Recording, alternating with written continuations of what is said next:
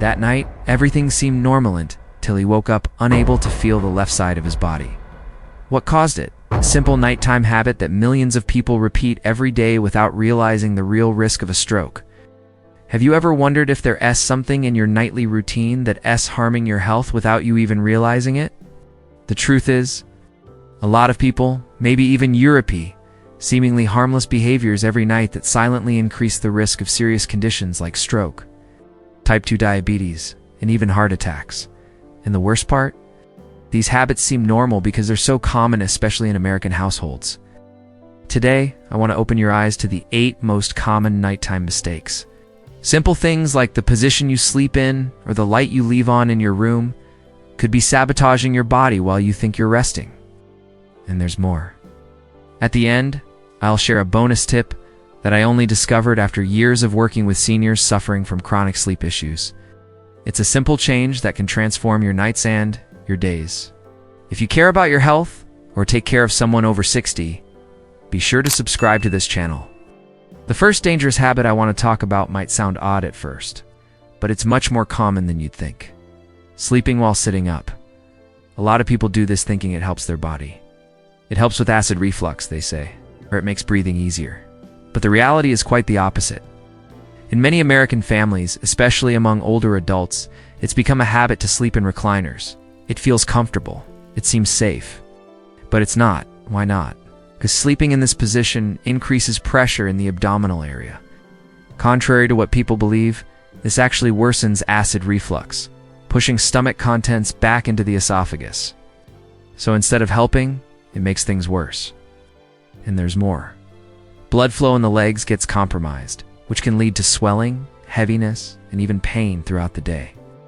I remember Mrs. Selena, a lady I worked with in New Jersey. For nearly a decade, she slept in a recliner. She thought it was good for her.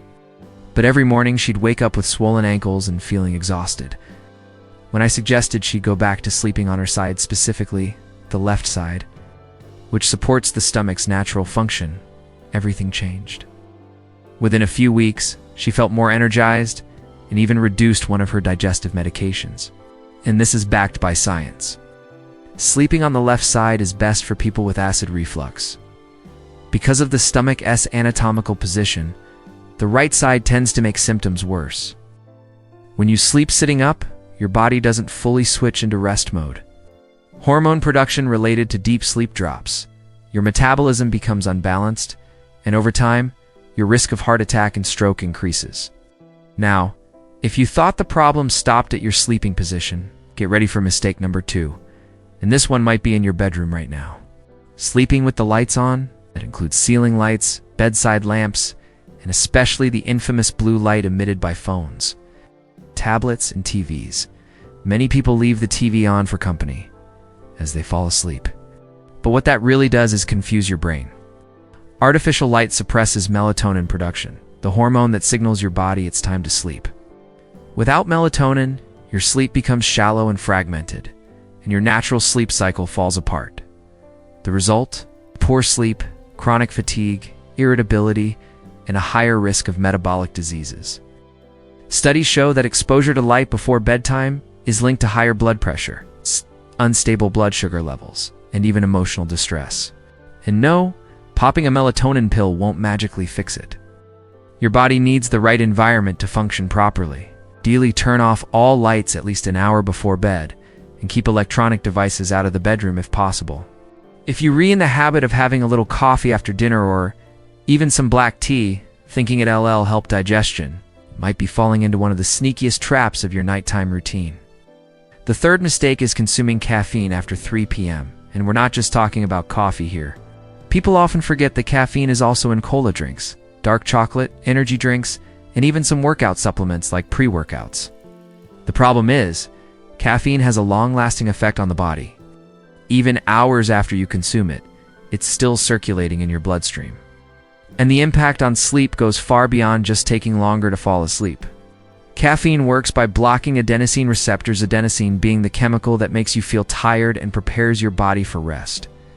Without adenosine doing its job, your brain can't enter the deep stages of sleep, those crucial phases where it reorganizes, stores memories, and helps the body recover. That's why so many people wake up feeling like they barely slept. And even worse, this silent deprivation of deep sleep directly affects your blood sugar levels, increases the stress hormone cortisol, and disrupts appetite regulation. You start the day cranky, hungrier than usual, and often experience sugar spikes. Some people still argue, but I drink coffee at night and sleep just fine. Sure, you might fall asleep, but the quality of that sleep is far from ideal. It builds up over time, night after night, with consequences that only show up later. Now, if you thought caffeine was the biggest enemy of your sleep, get ready for mistake number 5, because this one hits both your body and your mind. Going to bed angry or stressed? Yes, your emotional state when you lie down has a direct and devastating impact on the quality of your sleep. And we don't always realize just how much stress we're dragging under the covers. Fights, unresolved arguments, money worries, bad news on TV, all of it ramps up adrenaline and cortisol, to hormones that keep your body on high alert. What does that mean in practice? It means your body doesn't recognize it's time to rest. You might fall asleep, but your sleep will be filled with micro-awakenings and interruptions by morning. That feeling of exhaustion is inevitable. Let me tell you about Mr. Arnaldo, a diabetic man who came to me because his fasting blood sugar was always high, even with the right medication. We looked into his diet and daily habits, and eventually realized the issue was rooted in his nighttime emotions. He used to watch the news before bed, and often got into arguments at home. His body, already under constant pressure, ended each day on high alert. I suggested something simple: swap the news for light reading, do a guided breathing exercise, and create a wind-down ritual before bed. Within just a few weeks, his glucose levels started to drop with no changes to his medication. That's the power of a good night's sleep. But for it to truly restore you, your body needs to feel safe and calm. Going to bed angry, anxious, or tense isn't really sleeping, it's just closing your eyes. And that's why mistake number 4 may seem small, but it seriously disrupts your sleep. Drinking too many fluids at night. A lot of people make a habit of drinking plenty of water before bed, thinking they're taking care of their health. The intention is good, but the effect is the opposite. Too much liquid before bed increases the chances of waking up multiple times to use the bathroom. This phenomenon has a name: nocturia. And for older adults, the impact is even more dangerous. Aside from breaking up sleep, every trip to the bathroom raises the risk of nighttime falls, which can lead to serious injuries like fractures. If you tend to feel a dry mouth before bed, here's an alternative. Gargle with water and spit it out. Don't swallow. This helps relieve the discomfort without filling up your bladder. I started doing this myself. After 8 p.m., I drastically reduced my fluid intake and began using this simple trick. The result? Started sleeping through the night without interruptions and waking up much more refreshed. There is a quiet but very common habit that messes with your entire body, and many don't even realize it. I'm talking about the lack of consistency in your sleep and wake times.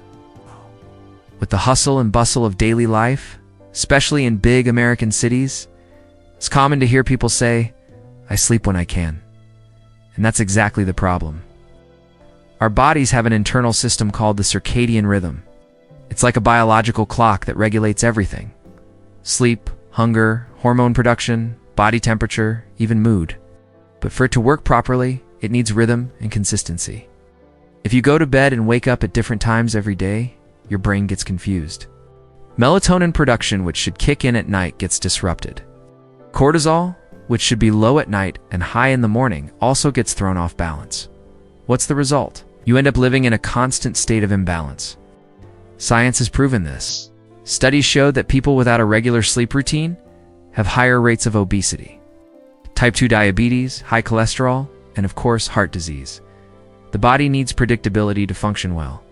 It needs to know when it's time to shut down, when to work, and when to repair itself. Of course, there are exceptions. A trip, a celebration, a special night, it's okay to break the routine occasionally. The problem is having no routine at all. I had a senior named Miguel, a rideshare driver in New York City. Because of his work schedule, he kept changing his sleep hours, sleeping late at night one day and in the afternoon the next. He came to me complaining of chronic fatigue, weight gain, and trouble focusing. We reorganized his schedule to create at least a consistent sleep pattern on weekdays. It's just that helped boost his energy, control his appetite, and even lower his blood pressure. And speaking of nighttime routines, there's a detail many people overlook: medications that are meant to be taken at night. This is mistake number 2, and it can be costly. It's easy to remember morning meds right there with your coffee, part of your routine. But nighttime meds, those are often forgotten. And the truth is, several medications are specifically designed to work better overnight. One clear example is cholesterol meds.